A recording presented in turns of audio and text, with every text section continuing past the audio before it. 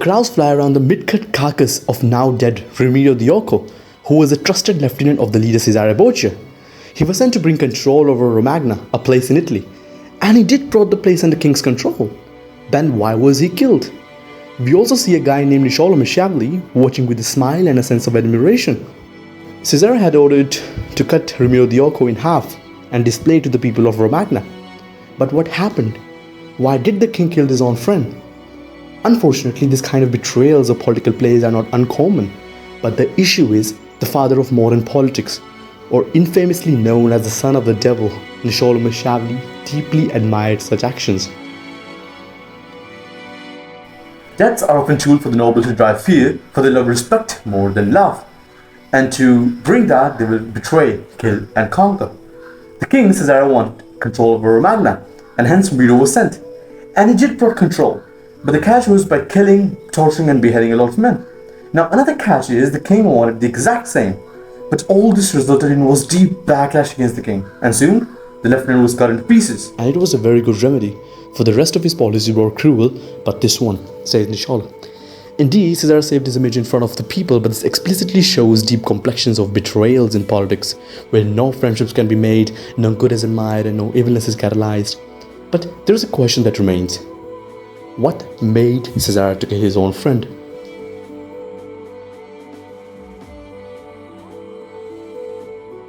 Niccolò Machiavelli did say, it's much safer to be feared than loved, because men are ungrateful. While you benefit them, they are all yours. But when you need help, they turn against you. Sounds weird? Sounds true. We human are like a herd of sheep directed to the darkness in hopes for the good. That was the best reference for this you'll ever see. And I know we all hate it, but a wolf in the sheep's clothing is the one leading us all. There's a reason Ramiro's body was cut from middle and hanged for the sheep to see, and be thankful that the culprit is dead, for the wolf saved his image. In today's age, Cesare is dead.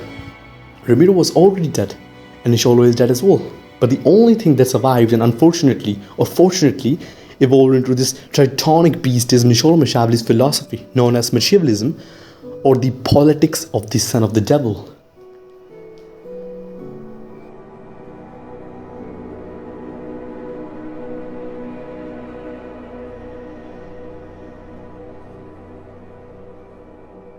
Political power relies on manipulation, as we saw in the case of Cesare and Ramiro, and manipulation is in fact an evolvable natural tactic, which is why modern politics is much more evil compared to the past.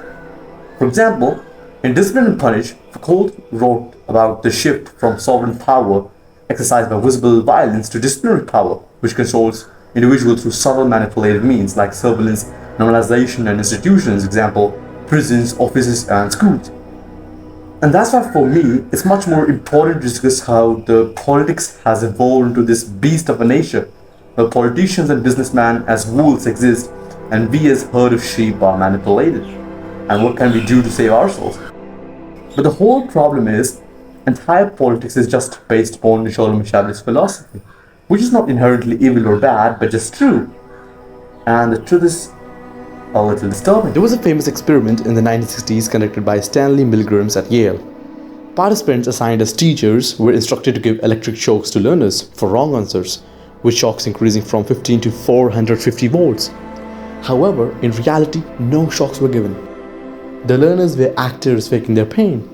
Despite the learners acting of cries, 65% of participants delivered the highest voltage under the experimenter's order. This highlighted how authorities can override personal morals, as participants saw themselves just an instrument of the authority's will. In the past, leaders directly controlled the puppets or as sheep, but they just grew ineffective due to consistent revolutions. And hence, as the sun grows old, they change their ways of control by using the three modern aces of cards. But one of the cards are zombie media. An explosion happened in the USS Maine in Havana Harbor on February 15, 1898. And initially the cause was unclear, but there were some wolves who had picked on a train far earlier. This train was woven by the devils of the greed, seeing this war and the opportunity. Unclearly, but two yellow journalists named William R. Ernst and Joseph Pulitzer had their respective trains of newspaper for mass influence. They never realized when they started this yellow bloodbath of exaggerated reporting when the explosion happened with the headline "Remember the Maine, to hell with Spain," and soon war started between USA and Spain, with no clear evidence of the reason behind the explosions. And due to such manipulative reporting, which was based on the conditioning framing of people to hate Spain and be aggressive towards the government forcing them for war, thousands were killed. And yes, the odds were in the favor that time for USA and they gained some land, but that doesn't mean that someone didn't lost. The journalists got the cream. The politicians who wanted the same got the favor. And chiefs got the war. And this is not one but many examples of leaders using media and influence to manipulate people. Now, before I give away the second ace of card that leaders use, it's also important to decode rules or leaders in itself. Why are they just evil? Niccolò says, a prince therefore must not have any other profession but war, its institutions and its discipline, because that is the only profession which befits one who commands. And I also say Niccolò is the father of politics, and his philosophy is not based on evilness but just abstract truth based upon human's nature of sheep. But the problem turns out to be in the leaders itself. This happens because of our natural pyramidal society structure. Alphas, or if you don't like the term, leaders are the main authorities, and you have to believe in the leader and follow their orders to be in the tribe. But because humans are empty vessels craving power and safety, most people never awaken due to the duality of the polar opposite desires. But some people end up having one more than another, and hence these power craving men end up becoming leaders. But unfortunately, our world is not the same it was. It is the era of the good times, and one of the very natural repercussions of good time is weak people. And weak people often have more desires than the normal people, and hence they have started taking the positions of leaders nowadays. The same kind of people would be the few princes born once a century that would have been the fall of a kingdom, but now they're just like abundant like mice in a wooden chamber. I mean, it's a freaking hard, man. It is time now to reveal the second ace of card, degeneracy. If you want to destroy a nation, make nudity common to public. In the times of Niccolò, degeneracy existed, but in the forms of smaller bombs fused in certain areas like the pubs, or, that should be it. Niccolò himself said, the greatest remedy for that is to keep the people satisfied and content. He must therefore imbue the people with festivals and spectacles. We all know what degeneracy is, and a lot of us are subject to at least some of its characters because of us being a part of this dystopian reality. Modern world is just the exact freaking definition of degeneracy. The selfless women, the purposeless men, the drugs, the parties, the materialistic desires, and the chains of lust, ignorance, selfishness, and darkness. Red Pill podcasters have even done their PhDs in degeneracy, man, but we never end up realizing why of it, why degeneracy exists, and what are its roots. Of course, there's no doubt, degeneracy is literally the fall of an individual and a society, but we just freaking get attracted to it, man. Like a beard being attracted to the red clothes, or the earthworms merging towards the land with the rain, or perhaps the dawn meeting the dusk, only for the darkness of degeneracy to fall into place. In one of our previous episodes, I analyzed the great feedback loop of humanity, and that just dictates our life as sheep don't think for their brains. Shortly, just imagine a loop of consistent input swirling in circles again and again in set directions. The input can be morality or religions, violence or wars, and manipulation or institutions, which decides the input will be positive or negative, or with a certain angle in the betterment of society or in the deprovement of society. Now, one may say, what defines the betterment of society? They doing whatever they want or being degenerate? Why would it contradict the betterment? For that, we take the average sample size of people doing drugs, parties, and scrolling through dopamine highways. They are all messed up, period. We often take subjects of history, human emotions, and humility in account to justify our measures of real betterment. In freaking short, well done. Literally falling to our own demise in the modern time. The only way leaders could have controlled us was by degeneracy, because you lose your ability to think carefully. And great people have always said, never do something that takes away your free will. Instilling nudity, entertainment, and concert festivals from parties to every store now, looking for relationships because that's just like everyone is doing it. You lose your edge. Your free will is in a contract to the wolves so they can strip you open. Who doesn't know about the fall of Rome, with Aurelian stripping people by entertaining them, with the festivals and the Maximus circus? But in the broader realm, all this led was the fall, because people are the pillars of a nation. A judgment may be that leaders were weak in general, and having authority will always make them feel superior, but anyway, we're just fucked. Now, these two big cards of face seem majestic and creepy enough to kill all the damn sheep, but nah, they need slaves, right? So why don't we create institutions of mass control which stands on the pillars of conformity, slavery and leisure? Institutions, schools and offices. Upton's career said it's difficult to get a man to understand something when his salary depends on his not understanding it. Now, I get to hold my mask tight because we do have started to realize that these offices and schools are weapons of mass control, but what, why, and how? These are the keys to better understand and break out of these lies, and I'm going to convey to you. Taking our dear outdated schooling system in account first. Yes, stand there, your school.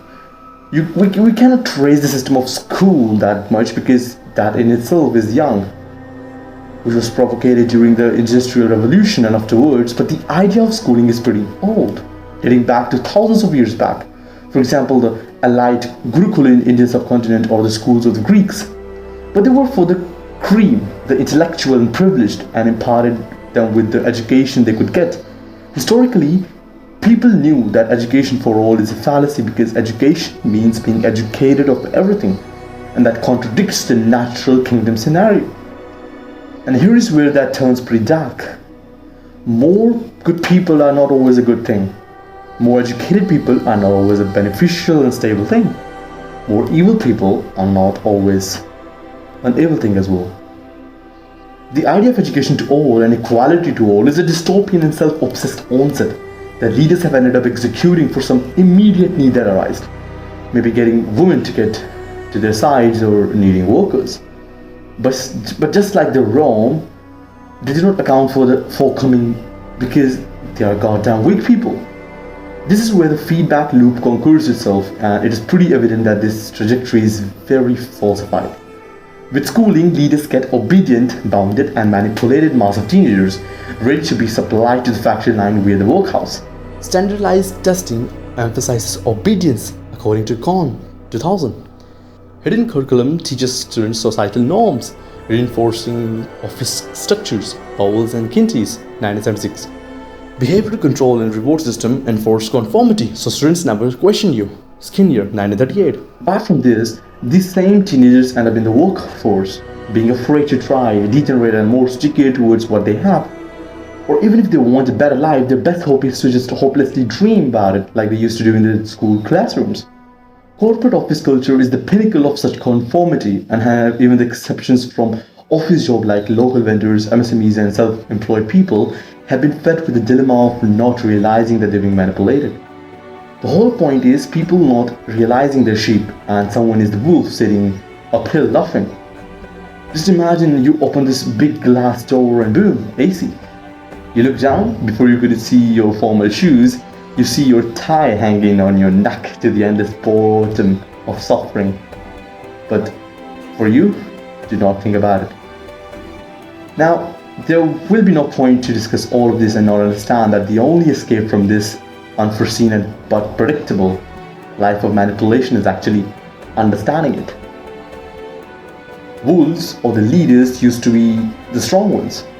So Niccolò was validated with his political ideology, but we people have submerged the entire plane. And this is why people have to wake up and then configure the error. Guys, go fetch the damn black box of your plane sinking. Just don't be there with your mouth open wide. Like, boom. Niccolò said the new ruler must determine all the injuries that he will need to inflict. He must inflict them once and for all, and not have to renew them every day. But here is where we get the power. Due to this overall degeneracy propaganda shit going on, people have started to wake up.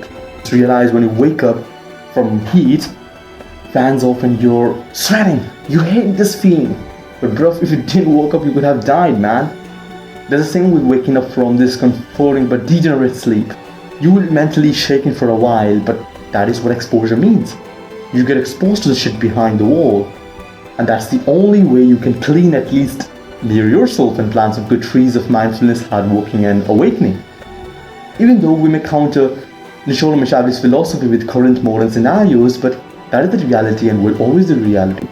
It is no doubt that the son of the devil, famously known as, was a damn genius who understood the core principles and concepts of wolves and sheep and how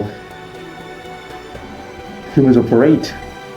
And every other work written by him, I just read is just practically true, even if considered evil. And for it is better to be uphill than being in this dilemma of wolves and sheep. Even if the rocks are shattered and the clouds fall back into the skin soil, even if we shout in the microphones trying to wake these sheep up, that is just what it is.